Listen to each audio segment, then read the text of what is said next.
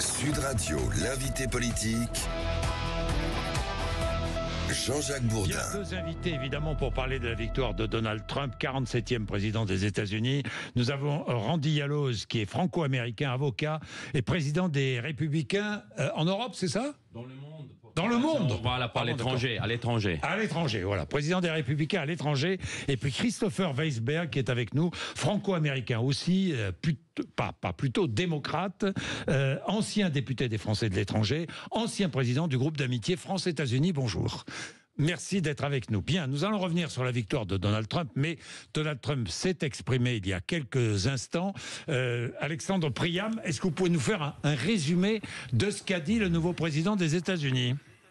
C'est le plus grand coup politique de tous les temps. C'est avec cette phrase que Donald Trump a attaqué son discours.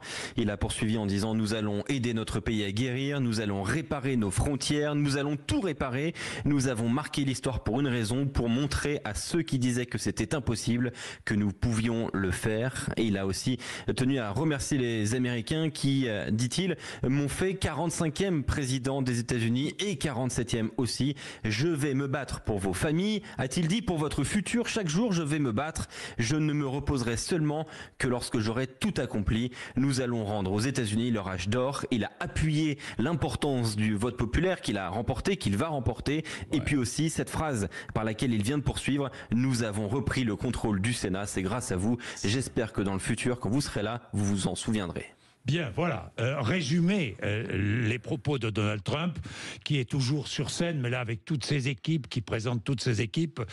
Dites-moi, Randy Yaloz, c'est une victoire inattendue pour certains, mais pourquoi Donald Trump a-t-il gagné, selon vous ? C'est la victoire de la démocratie pour nous. On estime que voilà, c'est le peuple s'exprimer et on a gagné dans le Sénat. La Chambre des représentants et maintenant la présidence, les Américains se sont exprimés et on est très fiers d'eux. On représente tous les Américains et je le dis tout de suite et qu'on va réunir le pays. Il est trop divisible. Très divisé. Trop divisé, excuse-moi, je suis fatigué, j'ai pas trop dormi, mais je suis très content, en tout cas. Bien, vous êtes venu avec... Et je vais venu pour un peu fêter ça. Honnêtement, j'aurais pas fait, mais je dis pour un peu marquer le coup. J'ai amené des petits souvenirs de la campagne de M. Trump, mais c'est important de les noter que je considère que c'est une victoire pour toute l'Amérique et en tout cas, je considère que on est américain d'abord et avant tout et qu'on va faire en sorte qu'avec les démocrates, on va reconstruire le pays, qu'on va travailler ensemble. Je sais que les démocrates sont déçus, je sais bien, mais on est là aussi de dire ça et je souhaite le dire parce que c'est important. Bon, vous êtes américain d'abord, mais vous êtes français aussi quand même. Oui, mais je suis là pour exprimer pour l'élection. Bon, d'accord. Christopher Weisberg, vous êtes déçu évidemment. Hein, vous étiez un soutien de Kamala Harris. Pourquoi est-ce que Donald Trump a-t-il gagné selon vous ? Je pense qu'on est dans un changement en Amérique comparable à ce que Reagan a fait dans les années 80. C'est-à-dire que c'est une véritable transformation que moi je qualifie de libertarienne en fait. D'une plateforme politique républicaine qui a incontestablement gagné. Hein. Vous savez, moi je suis un grand démocrate. Pour le coup, contrairement aux républicains, quand les républicains gagnent, on l'admet. Parce qu'on est sur une plateforme de respect de la démocratie, ce qui n'a pas toujours été le cas des républicains.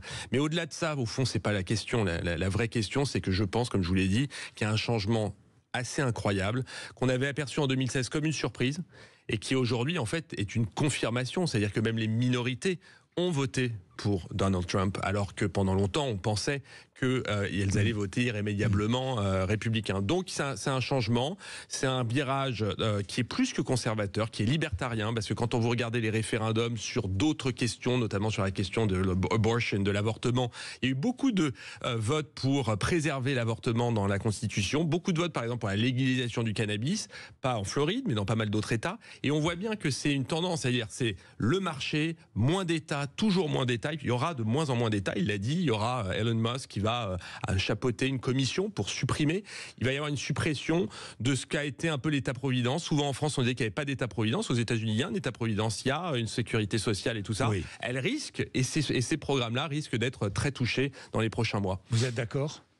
Moi, je considère qu'il va réformer, il va réduire la bureaucratie à Washington, c'est connu, et il va faire ce travail. Mais Elon Musk aura ses mandats, c'est ce qu'il a dit. C'est pour l'efficacité gouvernementale, il va être mandaté pour faire un peu le ménage au sein de toute l'administration. Il y a des gâchis, et voilà. Oui. Bon, ça c'est une... Donc, on va voir ce que peut faire Donald Trump de son pouvoir. Je précise qu'il a tous les pouvoirs. Il a tous les pouvoirs. Exactement. Il a le pouvoir de l'élection. Hein, il est président. Il a le pouvoir populaire, puisque les Américains ont voté majoritairement pour lui. Il a le pouvoir au Sénat. Il a le pouvoir à la Chambre des représentants. Et il a le pouvoir à la Cour suprême. C'est-à-dire qu'il n'a pas de contre-pouvoir. Il y a des contre-pouvoirs au niveau des États. Quels sont les contre-pouvoirs qu'il reste? Au niveau des États, et il y en a un grand nombre d'États démocrates encore qui restent après ces élections. Mais en tout cas, je pense qu'il y aura, comme en 1980, un changement politique qui est déjà été, on l'a senti. Il faut dire aussi, il y a une tendance parmi les démocrates qui ont sous-estimé je dirais l'équivalence des socialistes républicains avec JF Kennedy, et ils ont sous-estimé 88 à 90% des démocrates qui ont soutenu Robert F. Kennedy Jr. Ont voté pour Donald Trump pour cette fois-ci. Donc il y a vraiment une tendance, même parmi les démocrates, qui ont voté pour les républicains aujourd'hui. Donc vraiment c'est un grand changement au niveau de la démographique, au niveau de la partie. Ils ne sont pas vus parmi les démocrates, et ça va être un changement. Je pense qu'il y aura je crois qu'il y a des promesses, et si ça ne convient pas, en tout cas, il y aura des élections dans 2 ans, et si c'est souvent le cas, si c'est pas favorable, il y aura certainement des changements au niveau du... Si la présidence Trump, si Trump ne tient pas ses promesses, il y aura rééquilibrage. C'est la force du système américain aussi. Ce que nous n'avons plus en France d'ailleurs. Moi je dis c'est la démocratie qui gagne. C'est dommage d'ailleurs. Christopher Weisberg. Oui, bon évidemment. Déjà premièrement il y a deux ans de mandat. C'est assez courant aux États-Unis que le président dans un nouveau mandat. Alors ce qui est très original, c'est que là c'est son 2e mandat, mais il a été entrecoupé d'un mandat des démocrates au milieu. Quand Obama a pris le pouvoir en 2008, il a eu 2 ans où il avait aussi les 2 chambres avec lui, mais comme l'a dit mon partenaire républicain aujourd'hui, il y a quand même des contre-pouvoirs. Il y a par exemple en Caroline du Nord, il y a un gouverneur, c'était déjà un gouverneur démocrate qui partait à la retraite, et son successeur sera aussi démocrate, donc il y aura quand même une forme de contre-pouvoir. Et après c'est évidemment à Trump de voir comment il va gouverner. Vous savez, Joe Biden, il avait décidé de gouverner en faisant des deals avec les républicains à la Chambre. Il n'avait pas vraiment le choix, et il l'a fait. Ça n'a pas l'air d'être le cas. Moi, je viens d'écouter son discours. C'est assez particulier comme discours, parce que au fond, il dit Make America Great Again maintenant et partout, quoi. Il n'a pas eu un discours qu'on entend traditionnellement d'un vainqueur qui dit maintenant, comme vous l'avez dit d'ailleurs, contrairement à ce que vous avez dit, il n'a pas eu le mot pour le perdant, pour les démocrates. En tout cas, je ne l'ai pas vraiment entendu. Et je me dis, au fond, c'est ça la grande interrogation des prochains mois. Est-ce qu'il va gouverner de façon autoritaire en disant j'ai tous les pouvoirs, c'est ma victoire sur le Parti républicain, parce qu'il a battu le Parti républicain, l'establishment du Parti républicain qui était là depuis des années, il l'a battu, maintenant il est au pouvoir, est-ce qu'il va essayer de tendre la main ou pas? Moi j'ai pas l'impression que ce soit dans son ADN de tendre la main à l'opposition. Et pour nous, la question de l'opposition, il y a ceux qui ont été, on considère déloyaux, il y avait des adversaires déloyaux dans le cas de ces dernières 4 ans. Donc c'est sûr que s'ils considèrent qu'ils ont abusé de leur pouvoir, peut-être eux de son côté, il va voir ce qui se passe. Aujourd'hui, on a vraiment des problèmes par rapport à ce qui s'est passé au niveau de l'administration de Biden, et aussi on considère être c'est ce qu'on appelle lawfare. Ça veut dire que de faire politiser la justice à son encontre et d'utiliser les systèmes de justice à son encontre pour à des fins politiques aujourd'hui. Et ça, c'est des choses qu'on reviendra à ça. Moi, il y a une remarque que nous faisions ce matin sur la victoire de Trump. C'est que finalement, la victoire de Trump, il y a 3 raisons principales. Le pouvoir d'achat, c'est-à-dire que certains retraités qui ont vu leur portefeuille diminuer.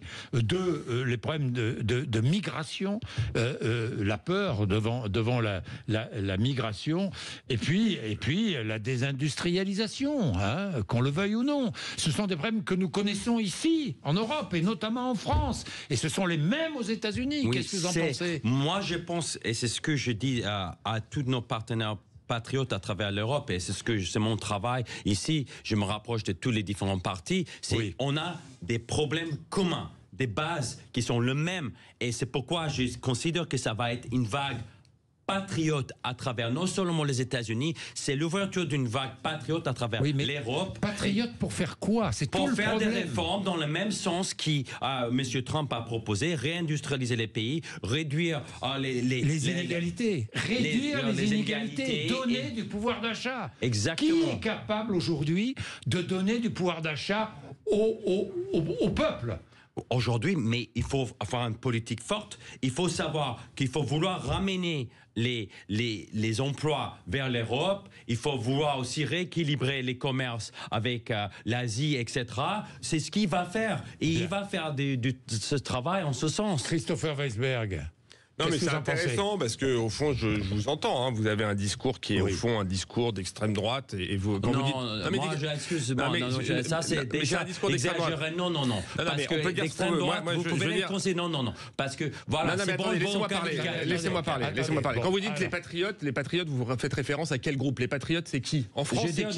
C'est qui les patriotes? Non, mais essayez de répondre à une question. C'est qui les patriotes en France? Ça peut être aussi les différents partis. Ça peut être les républicains. Je considère que aujourd'hui, par exemple, les républicains, ils jouent un jeu très à droite aussi aujourd'hui. Pas l'extrême droite, très à droite, mais à droite au niveau politique, ils se rapprochent. Vous verrez la position qu'ils prennent déjà par rapport à l'immigration, ce qu'ils prennent par rapport à ces différentes mesures, ils prennent comme les républicains. Donc, qu'est-ce que vous allez dire? Que les partis républicains américains est considéré d'extrême droite? Mais c'est évident qu'il est d'extrême droite. Non, vous voyez. Mais attendez, je voudrais juste dire les choses telles qu'elles sont. Que l'Amérique a voté Donald Trump, c'est une évidence. Qu'il a fait, que c'est un raz-de-marée, que c'est une victoire très claire, c'est évident. J'ai qualifié de libertarien, parce que libertarien, au moins, vous pouvez pas dire que ça fait extrême droite et ça vous plaît pas, le terme extrême droite ne vous plaît pas. Mais vous avez évoqué les 3 sujets. Vous avez été sur la question de l'immigration. Très clairement, vous avez le discours de Donald Trump, c'est de dire, je sais plus ce qu'il a dit, il a utilisé le terme de on va déporter, c'est le terme qu'il a utilisé les immigrés. Non mais d'accord, ce que je veux dire, c'est que c'est un discours d'une grande violence sur l'immigration, c'est un choix et pour le coup, il est partagé par l'extrême droite française qui est dans un discours de surenchère sur l'immigration. Non mais c'est les faits. Après, je veux bien qu'on discute.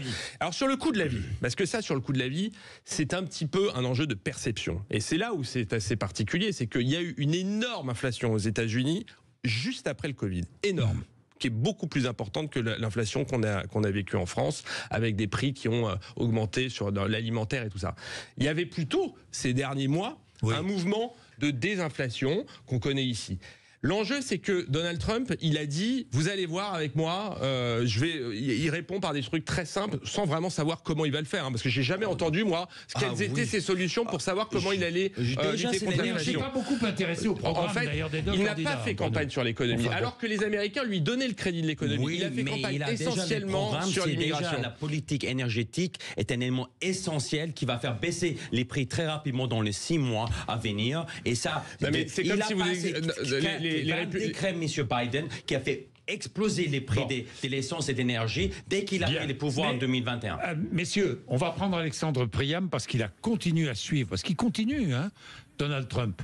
Il continue à être sur scène. Tout à fait. C'est comme un show, Alexandre. Ah oui, il parle de golf actuellement avec Bryson DeChambeau qui est un de ses soutiens forts, un champion de golf. Il a parlé aussi de MMA, cet art martial avec Dana White qui est le patron de l'UFC. Il a aussi parlé de la fusée Elon Musk qu'il a clairement propulsé sur les réseaux sociaux. Ça c'est pour le show. Et surtout il a mis en valeur J.D. Vance. Et ça m'amène à une réflexion que j'aimerais bien vous partager, plutôt une question. J.D. Vance qui est son colistier, qui est donc le vice-président. Oui. Randy Yaloz, quand on voit maintenant la gouvernance que va exercer Donald Trump, il y a quand même une grande différence entre son premier mandat où il estimait que de toute façon il reviendrait et donc il aurait la suite de sa gouvernance. Là, il ne pourra pas se représenter à nouveau. Qu'est-ce qu'il va léguer à son prochain? Est-ce qu'il va léguer quelque chose à J.D. Vance? Est-ce qu'il va léguer quelque chose à DeSantis, par exemple?